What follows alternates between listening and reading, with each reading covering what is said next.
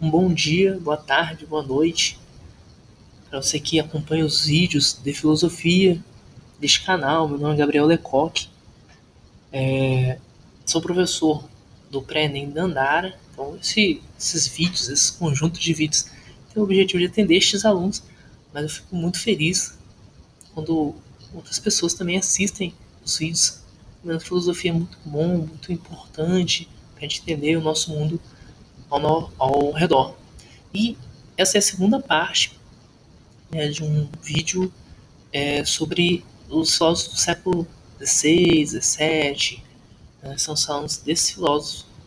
Nós falamos, né, na última aula sobre Francis Bacon. Foi o último assunto que nós trabalhamos.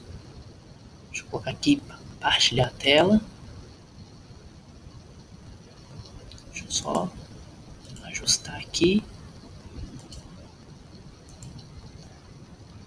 Tem um vídeo aqui também já baixando, colocando no YouTube, primeira parte. Daqui a pouco tá lá no YouTube já. É esse conjunto, né, de tantos vídeos, né, tantos assuntos diversificados. É algo tão interessante, né? Esse século XXI, conhecimento tão grande, né? Uma plataforma de vídeos um pouco diferente, né, dos filósofos que nós estamos trabalhando, em que o mais comum de conhecimento é ainda muito válido hoje, mas o mais comum, o mais importante é os livros. E esse filósofo deixa um livro muito conhecido. Muitas pessoas elas conhecem não só o filósofo, mas o livro. Às vezes, alguns filósofos a pessoa só ouviu falar dele, mas esse geralmente conhece o filósofo e o livro. Thomas Hobbes, 1588, 1679, ele escreveu o livro Leviatã.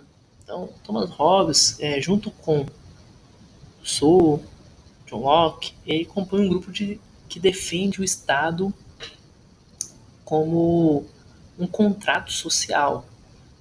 E o Estado ele se originou através desse contrato.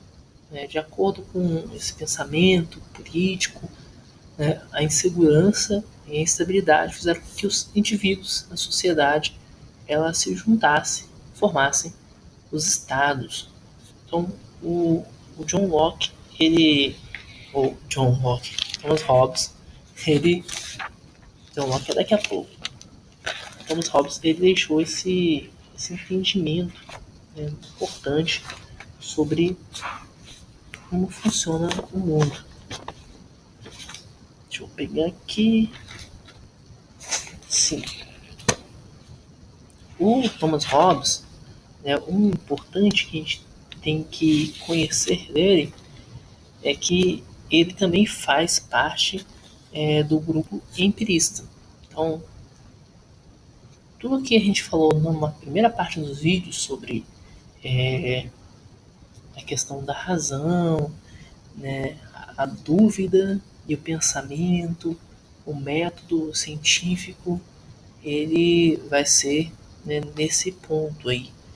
E o, o Thomas Hobbes ele não vai deixar diferente, principalmente no momento em que ele teve ali a formação do pensamento dele, é um momento em que a Inglaterra, a França, são países em que a fixação do pensamento como Estado e a relação com outras sociedades, principalmente em relação mais ligada à força bélica, ela se torna muito notória. Então é importante os grupos eles se protegerem.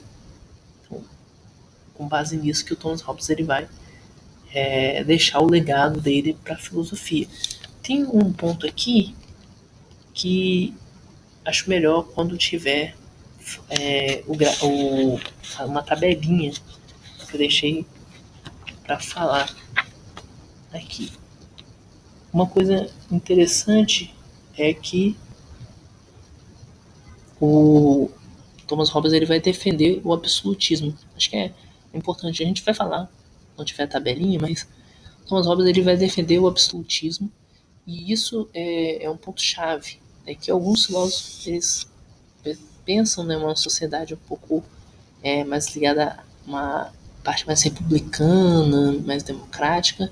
Thomas Hobbes ele vai defender a importância, né, do monarca no poder. John Locke, 1632, 1704, né, a obra que ele vai deixar, dentre outras, importante é o ensaio sobre o entendimento humano. John Locke, né, ele também é um empirista. As experiências deixam marcas numa folha de papel. E é bem notório que para ele não existem ideias inatas. A gente remete a René Descartes, alguns anos antes, que fala que o ser humano tem as ideias inatas. O que são ideias inatas? São ideias que já fazem parte do ser humano.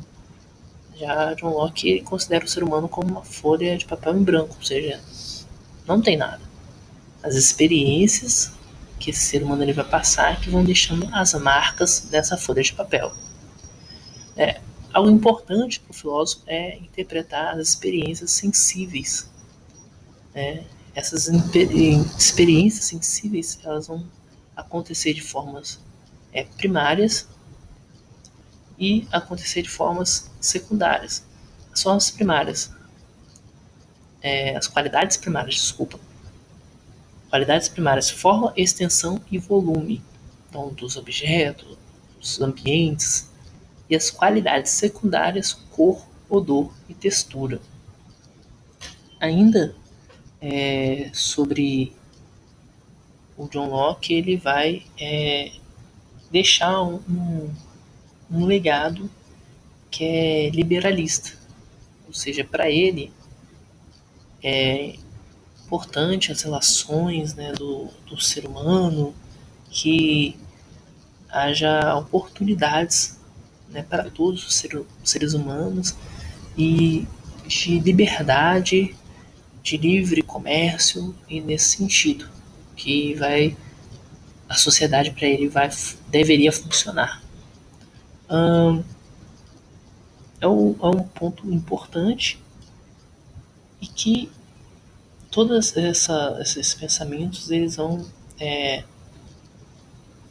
se juntar a um outro filósofo. Acho que dá para passar, deixa o outro ponto para quando tiver a tabelinha para mostrar, que é o Jean-Jacques Rousseau, que é de 1712 a 1778.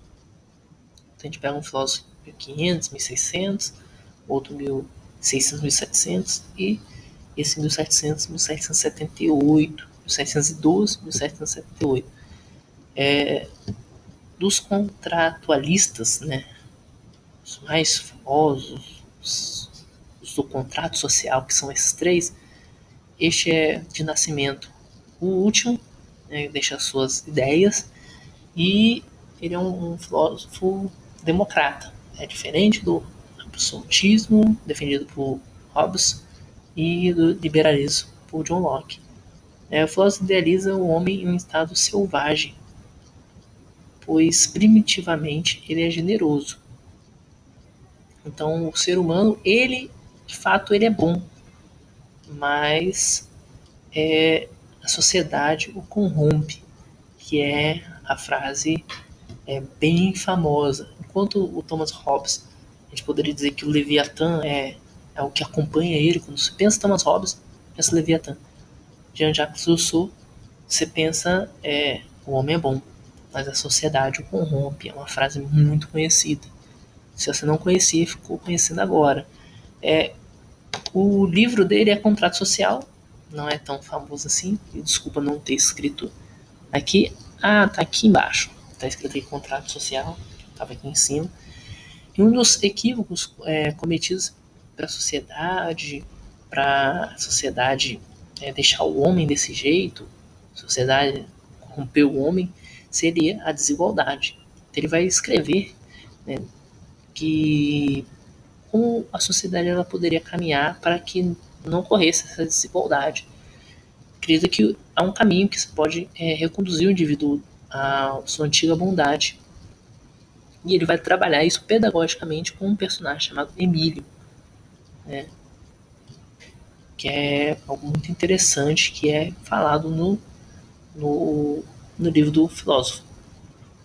O, o Soja, ele já é um filósofo que vai entrar numa outra linha de pensamento, que a gente vai falar sobre os filósofos que deram base para o iluminismo. Rousseau é um deles, e também tem Voltaire e Montesquieu. Mas a gente vai falar desses outros em outro momento. A gente vai falar hoje só sobre o Rousseau, porque ele também se encaixa numa outra tríade de filósofos, que é o Hobbes, Locke e o Rousseau. E que tem essa tabelinha que eu tinha comentado, que ia aparecer no final, que é uma tabela que eu acho que ajuda muito a compreender sobre esses três pensadores e resumir. Lembrando que nosso foco é o Enem, então, claro que a gente está vendo só uma parte principal do filósofo, tem muito mais que poderia ser dito e estudado, lido mesmo em conjunto, algumas frases, mas para a gente poder otimizar o nosso tempo, tentar compreender um panorama para poder chegar a uma relação da filosofia com geografia, com história, que é o que o Enem cobra, e interpretação dos textos que vão aparecer, é importante a gente tentar lembrar desses pontos principais desses filósofos. Então, absolutista Hobbes, a base metodológica, então ele vai escrever e vai pensar como ideal absolutismo, né? E liberalismo é o John Locke, e o Rousseau, democrata.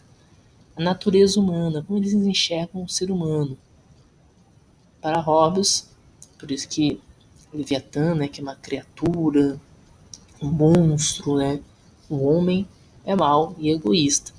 Para John Locke, o homem é bom e só faz guerra para defender a propriedade.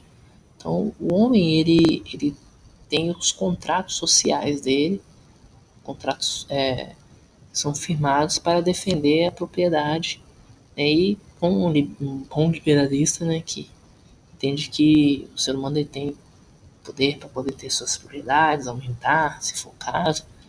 Então, é importante, né, o Estado ele proteger essas propriedades, né? Fazendo uma crítica, talvez, né, mais propriedade do que proteger o ser humano. E o Rousseau o homem é bom, mas é corrompido pela sociedade. E essa sociedade, ela tem desigualdades por causa da propriedade. Então a gente também pode ler: o homem é bom, mas é corrompido pela propriedade privada. Então, essas propriedades que alguns têm e outros não têm, alguns têm muito, outros têm, mas não em grande quantidade, outros não têm, é que causa desigualdade. Por isso que o homem ele acaba não sendo bom, fica corrompido. O objetivo da criação do Estado: preservar a vida, preservar a propriedade, preservar a liberdade civil. O homem ele é mau para Hobbes. Então, se deixar sem o Estado, as pessoas iam se matar, não ia funcionar. Então, preservar a vida. Para John Locke, preservar a propriedade. Para as pessoas que quiserem ter propriedade, tenham suas propriedades, não ter nenhuma dificuldade. E para Rousseau, preservar a liberdade civil, né? Porque o homem é livre, né? O homem que tiver possibilidade de poder ter a sua expressão, ter sua fala, né? Ele vai poder ter oportunidades, e essas oportunidades vão preservar uma coisa que é a liberdade civil. O Estado é importante para isso. E a delegação do poder é imposta, né? Até porque o rei é imposto, né? E para John Locke, a pessoa é espontânea, né? Então, é decidido por essa sociedade. Essa tabela ajuda muito. É uma coisa que me ajuda a gravar, entender melhor, é anotar. Então fica um convite para você anotar essa tabela. Dê uma pausa nesse vídeo, anote. Essa tabela mesmo é bem fácil de encontrar na internet, mas já vai aqui, só dar uma pausa no vídeo e anotar. Tá ok?